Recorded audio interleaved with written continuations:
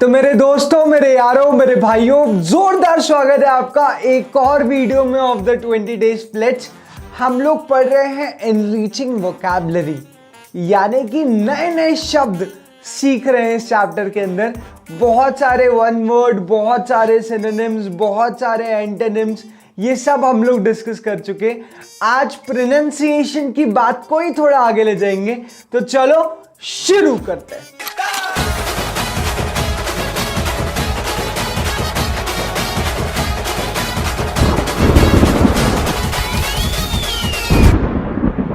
तो भाइयों, spelling errors तो हम लोग डिटेल में डिस्कस कर चुके। आज हम लोग बात करने वाले हैं प्रोनाउंसिएशन पार्ट 2 की। जब पहली बार हम लोगों ने प्रोनाउंसिएशन की बात की थी तो हम लोगों ने बात की थी स्क्वा की, हम लोगों ने बात की थी आई जिसके ऊपर ब्लैंक यानी कि डंडी लगी हुई थी, हम लोगों ने बात की थी अपर केस और लोअर केस वर्ड्स की। फोनेटिक्स हम लोगों ने डिस्कस कर लिया था। फोनेटिक्स का ही पार्ट बी आ रहा है, यानी कि किसी इंग्लिश के वर्ड को कैसे बोलना है। मजे की बात, ये वो सेक्शन है जिसमें एग्जाम में सबसे ज्यादा क्वेश्चन आए हैं इस चैप्टर के अंदर, क्योंकि प्रैक्टिकल भी है और इससे ऑब्जेक्टिव पूछना भी आसान है। ये टॉपिक कहलाता है स्ट्रेस एंड रिदम। ये टॉपिक कहलाता है स्ट्रेस एंड रिदम, और ये पूरा का पूरा टॉपिक डिपेंड करता है सिलेबल्स पे। अब सवाल ये है कि ये सिलेबल्स क्या होते हैं। तो भैया, जब तुम लोग अंग्रेजी का कोई शब्द बोलते हो तो उस शब्द को बोलते समय छोटे छोटे पॉजेस लेना पड़ते हैं। जहां जहां पर ये पॉजेस आते हैं उसे कहा जाता है सिलेबल। ये पॉजेस एक हो सकते हैं, ये पॉजेस एक से ज्यादा भी हो सकते हैं। देयर में बी 2 सिलेबल वर्ड और 3 सिलेबल वर्ड और 4 सिलेबल वर्ड। इसे सीधे एग्जाम्पल के थ्रू डिस्कस करते तो ज्यादा बेटर तरीके से समझ में आएगा। अगर मैं कहता हूं नेम, तो मैंने पॉज दिया क्या? नहीं, मैंने डायरेक्ट बोल दिया नेम। फिर मैंने बोला फ्रेम, मैंने बोला रेन, मैंने बोला स्टैंड, मैंने बोला क्लेम, मैंने बोला ट्रेन। ये धड़ाधड़ बोलता चला गया, मैंने एक भी पॉज नहीं लिया। तो यहां पर कोई भी सिलेबल नहीं है। This is 1 syllable word. Start किया और एंड हो गया, नो पॉजेज इन बिटवीन। ये कहलाता है 1 सिलेबल वर्ड। ऐसे ही 2 सिलेबल वर्ड्स भी होते हैं, जैसे एड्रेस। अब एड्रेस में मैं 2 जगह रुकता हूं, एक एड और फिर दूसरा ड्रेस, तभी जाकर वो बनता है एड्रेस। अगर मैं बोलूं ट्रांसग्रेस, तो एक ट्रांस पे फोकस कर दो, उसके बाद दूसरी सांस में बोलता हूं ग्रेस। तो यहां पे 2 सांसें लग रही है मुझे वर्ड को प्रोनाउंस करने के लिए, तो यहां पे 2 सिलेबल्स हैं। जैसे कॉन्फेस, कॉन फिर फेस, रीड्रेस यानी कि पहले री और फिर ड्रेस। जैसे मैच्योर, मेच्योर। तो ये जितने भी वर्ड्स मैंने कहे, यहां पर मैं 2 सांस ले रहा हूं, यानी कि 2 पॉजेस ले रहा हूं, तो ये वर्ड्स कहलाएंगे 2 सिलेबल वर्ड्स। वैसे ही कुछ वर्ड्स ऐसे हो सकते हैं जहां पे मुझे 3 सांस लेनी पड़े, यानी 3 स्टॉप्स लेने पड़े, बहुत माइक्रो पॉजेस लेने पड़े, ये कहलाएंगे 3 सिलेबल वर्ड्स। जैसे क्रेडेंशियल्स, क्रेडेंशियल्स, 3 सांस में बोलूंगा क्रेडेंशियल्स, तभी जाकर मैं बोल पा रहा हूं क्रेडेंशियल्स। टारपोलिन यानी कि टारपोलिन, तो एक सांस में ये वर्ड नहीं आते। यहां पे 3 छोटे छोटे हिस्से हैं इस वर्ड के। टारपोलिन, नेम में कोई हिस्सा नहीं है, नेम ऐसा नहीं बोल सकता, नेम डायरेक्टली इट्स 1 साउंड। जैसे सैक्रिफाइस, सैक्रिफाइस। Principle, principle. तो 3 सिलेबल्स हैं, यानी कि वर्ड में 3 इंपॉर्टेंट साउंड्स हैं जो मुझे देना है। प्रिंसिपल। फिर आते हैं कुछ 4 सिलेबल वर्ड्स, जैसे कॉन्वर्जेशनल, कॉन्वर्जेशनल। तो यहां पे 4 साउंड्स निकले वर्ड के अंदर से, और वर्ड को मुझे 4 सांसों में बोलना पड़ा। That's why conversational is the 4 syllable word.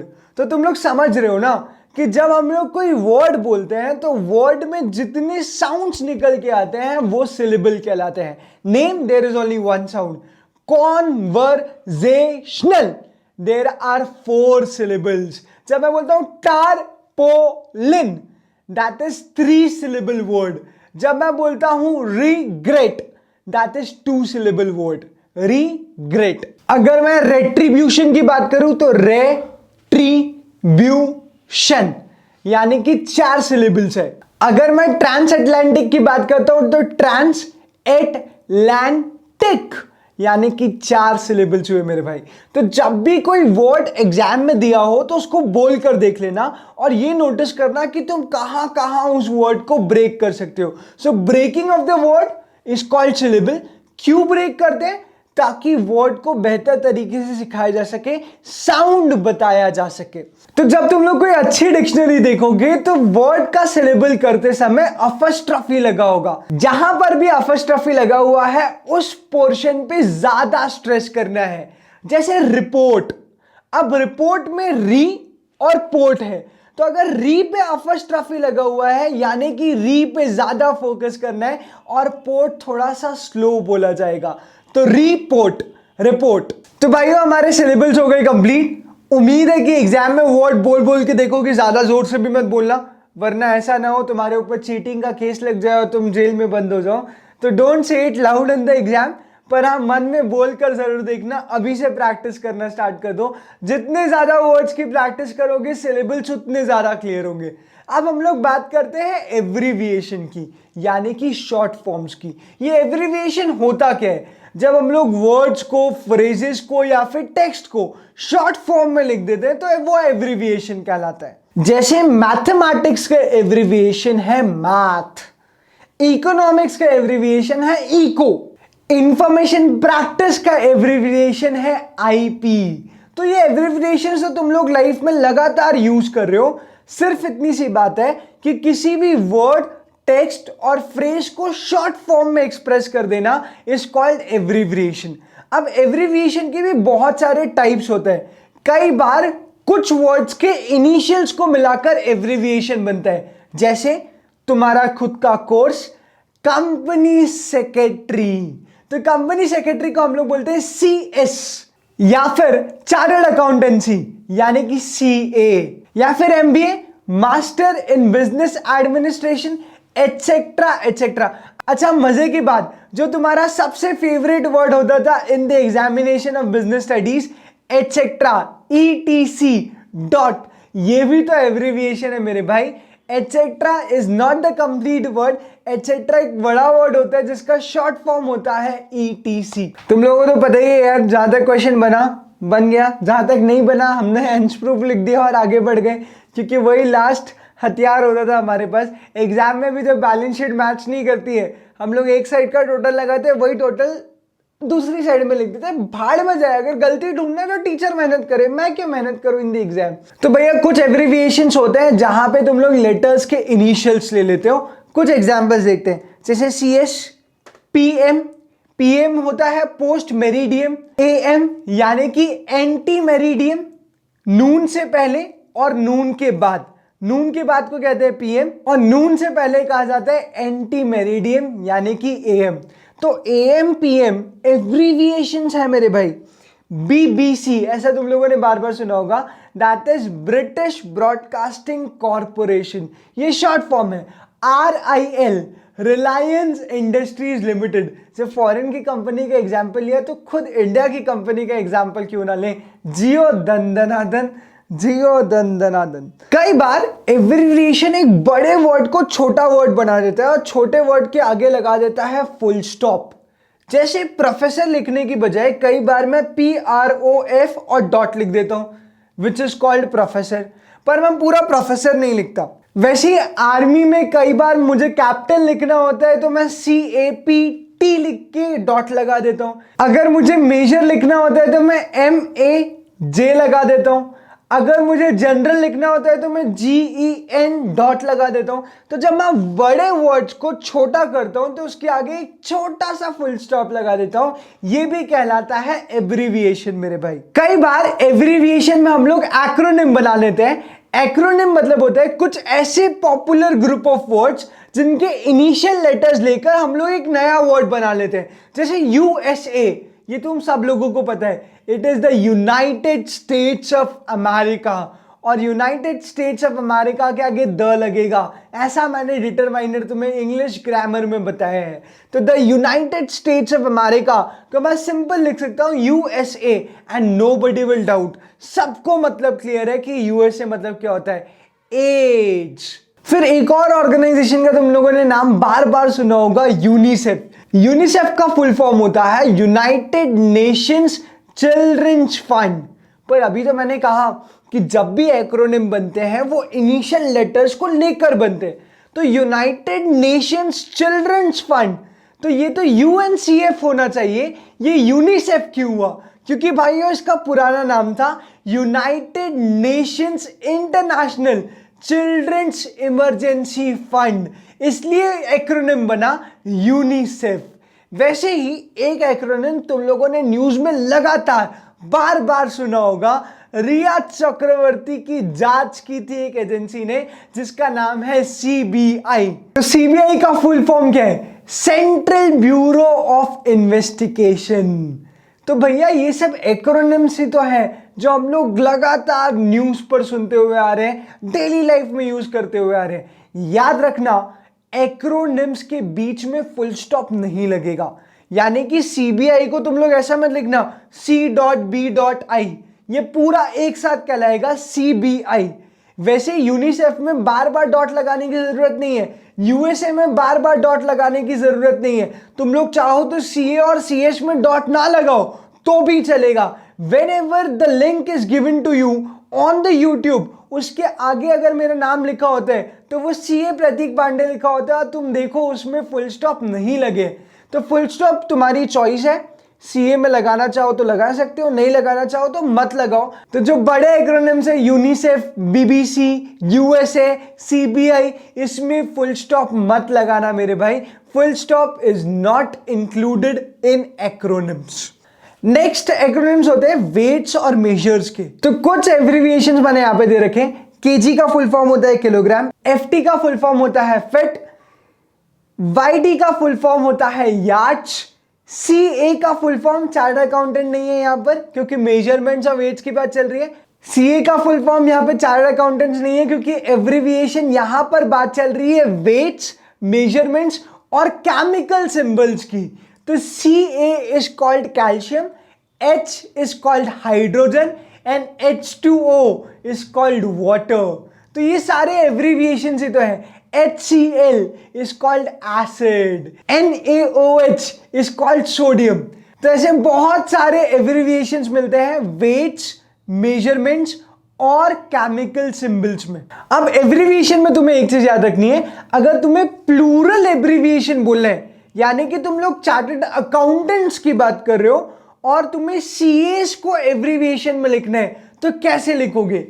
तो दो तरीके होते हैं भाई एब्रिविएशन में प्लूरल करने के। एक, या तो आगे एस लगा दो, पर एस लगाते समय ध्यान रखना अपॉस्ट्रोफी मत लगा देना।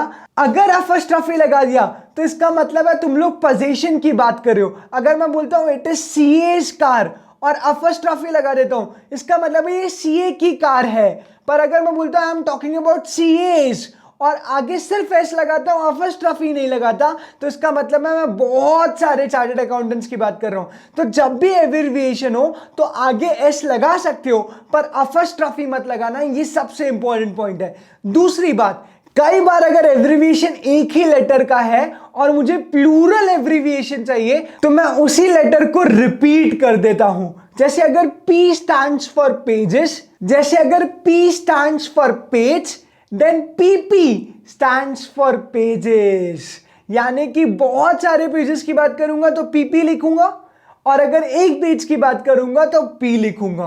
तो एब्रिविएशन में दो रूल बताएं, एक तो एस लगा दो पर अपॉस्ट्रोफी मत लगाना, या फिर एक लेटर का एब्रिविएशन है तो वही लेटर रिपीट कर दो तो ऑटोमेटिकली प्लूरल हो जाएगा। पर एक बात का ध्यान रखना मेरे भाई, केमिकल सिंबल्स, वेट्स और मेजरमेंट्स में सिंगुलर प्लूरल एक ही होते हैं।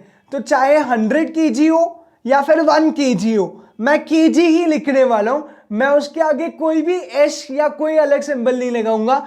अगर 100 मॉलिक्यूल्स ऑफ वाटर हो तो भी H2O होगा, अगर एक मॉलिक्यूल ऑफ वाटर है तो भी H2O होगा। तो सिंगुलर और प्लूरल केमिकल सिंबल्स वेट्स और मेजरमेंट में मैटर नहीं करते मेरे भाई। तो भाइयों एब्रिविएशंस हम लोगों ने निपटा दिए, अब सीधे सीधे बात कर लेते हैं इडियम्स और प्रोवर्ब्स की।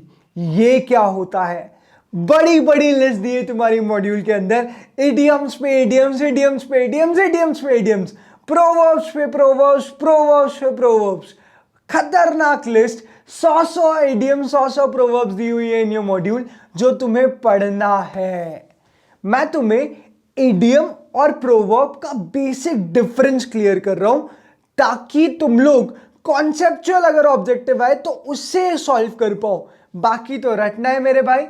कुछ लोगों का सवाल होता है कि जितनी इडियम्स और प्रोवर्ब्स मॉड्यूल में दी हुई है सिर्फ उतनी कर ले तो काफी है। भाई वही बहुत ज्यादा है। There are lots of idioms and lots of proverbs in the module. अगर सिर्फ उतना कर लिया तो गारंटीड नंबर आने वाले इन द एग्जाम। और कोई भी ऑब्जेक्टिव मॉड्यूल से बाहर की इडियम और प्रोवर्ब का नहीं बना है, और अगर बना भी है तो वो बहुत बेसिक है जो तुम लोग डेली लाइफ में यूज करते हो। तो इडियम्स और प्रोवर्ब्स अलग से नहीं पढ़ना है, जो मॉड्यूल में गिवन है वही पढ़ना है। सवाल ये है कि ये इडियम्स और प्रोवर्ब्स होती क्या है? हिंदी में अगर बात करूं तो इडियम्स कहलाते हैं मुहावरे और प्रोवर्ब्स कहलाती है लोकोक्ति। तो देखो भैया हमेशा याद रखना कि इडियम कंप्लीट सेंटेंस नहीं होता। इडियम को सेंटेंस का पार्ट बनना पड़ेगा टू मेक सेंस, जबकि प्रोवर्ब्स एक अपने आप में सेंटेंस होता है। एग्जाम्पल देता हूं, जैसे एक इडियम है डोंट पुट योर नोज। तो डोंट पुट योर नोज का मतलब अपनी नाक मत डालो, पर कहां मत डालो? You need to tell the entire sentence, because बिना सेंटेंस के डोंट पुट योर नोज का मतलब क्लियर नहीं है। लेकिन अगर मैं प्रोवर्ब की बात करूं, जैसे a bird in hand is better than two in a bush, तो इस प्रोवर्ब का मतलब बहुत ही क्लियर है कि जो चिड़िया हाथ में है वो ज्यादा इंपॉर्टेंट है उन चिड़ियों से जो झाड़ियों में है। तो ये तीन बेसिक चीजें, इडियम्स डिपेंडेंट होती है, प्रोवर्ब्स इंडिपेंडेंट होती है। Idioms part of the sentence होती है, प्रोवर्ब्स अपने आप में ही सेंटेंस होता है। इडियम्स का मतलब समझने के लिए सेंटेंस को समझना जरूरी है, तभी जाकर इडियम का मतलब समझ में आएगा। जैसे डोंट पुट योर नोज, अब डोंट पुट योर नोज का इंडिविजुअली मतलब क्लियर नहीं है, अपने आप में मतलब क्लियर नहीं है, लेकिन जैसे ही मैं उसे सेंटेंस में यूज करता हूं मतलब क्लियर होने लगते हैं। Suppose I want to say to my best friend that don't put nose into my relationship because I can handle my affair. ऐसा अगर मैंने मेरे बेस्ट फ्रेंड को बोला तो मीनिंग क्लियर हुआ कि मेरे रिलेशनशिप में नाक मत डालो। इडियम है। लेकिन अगर मैं प्रोवर्ब की बात करूं तो वो अपने आप में ही सेंटेंस है, a bird in hand is better than two in a bush. और प्रोवर्ब्स यूजुअली तुम्हें एक एडवाइस प्रोवाइड करते हैं। प्रोवर्ब्स तुम्हें कुछ ना कुछ एक्सपीरियंस बेस्ड एडवाइस देते हैं, because this are famous sayings in a particular language. जैसे एक इडियम होती है टॉप डॉग। टॉप डॉग का मतलब होता है leader. There were a lot of students who studied from me, but there was one special student who was top dog among everybody। जैसे ही मैंने बोला who was top dog, मतलब वो ऊंचा कुत्ता नहीं था, इसका मतलब है he was the leader। तो idioms को as it is translate मत करना मेरे भाई। फिर proverb का भी एग्जाम्पल देखते हैं, all is well that ends well, यानी अंत भला तो सब भला। Suppose you did not study the entire year but you studied from 20 days pledge and you passed the exams। all is well that ends well। 20 days pledge ने पास करा दिया, last में अच्छा हो गया, अंत भला तो सब भला। और इसके बाद पूरी की पूरी मॉड्यूल में दिए हुए बहुत सारे वर्ड्स, कुछ फ्रेंच वर्ड्स हैं, कुछ जर्मन वर्ड्स हैं, कुछ लैटिन वर्ड्स हैं। लैटिन और इंग्लिश काफी कुछ मेल खाती है एक दूसरे से, तो घबराओ नहीं। ये वर्ड्स मैं अभी डिस्कस तो नहीं कर रहा, लेकिन जरूर मैं इन वर्ड्स की एक शॉर्ट लिस्ट तुम्हें देने वाला हूं। व्हाट्सएप करोगे बाबा जी को, तुम्हें मिल जाएंगे नोट्स। तो शॉर्ट नोट्स मैंने बना रखे हैं फॉरेन वर्ड्स के, जो तुम्हें मैं व्हाट्सएप करूंगा। You just go through it, और तुम्हें पता है अगर इडियम्स, प्रोवर्ब्स और फॉरेन वर्ड्स इनकी किसी भी लिस्ट में कोई भी डाउट आता है तो कमेंट सेक्शन के पैसे नहीं लगते मेरे भाई। तो भाइयों इसके बाद अंतिम टॉपिक है फॉरेन वर्ड्स, जो कि आपके मॉड्यूल में भर भर के दिए हुए हैं। कुछ लैटिन वर्ड्स हैं, कुछ जर्मन वर्ड्स हैं, कुछ फ्रेंच वर्ड्स हैं, कुछ ग्रीक वर्ड्स हैं। वो वर्ड्स मैं यहां तो डिस्कस नहीं करने वाला क्योंकि वो सिर्फ वेस्ट ऑफ टाइम है, लेकिन इसका ये मतलब नहीं है कि मैं तुम्हारी हेल्प नहीं करूंगा ऐसी बड़ी लिस्ट को याद करने में। मैंने शॉर्ट नोट्स बना रखे हैं with pronunciation of the foreign words. वो नोट्स मैं आपको व्हाट्सएप करने वाला हूं। तुम्हें सिर्फ मैसेज करना है, व्हाट्सएप करना है, जो नंबर फ्लैश हो रहा है, और इस नंबर पे जैसे ही तुम व्हाट्सएप करते हो या मैसेज करते हो तुम्हें मिल जाते हैं फॉरेन वर्ड्स के नोट्स। तो इससे तुम्हारा काम बहुत आसान हो जाएगा। तो भाइयों ये एनरिचिंग वोकैबुलरी वाला चैप्टर यहां पे हो जाता है पूरा का पूरा खत्म। हम लोग मिलेंगे इन द नेक्स्ट वीडियो। तब तक के लिए bye bye, take care and keep smiling.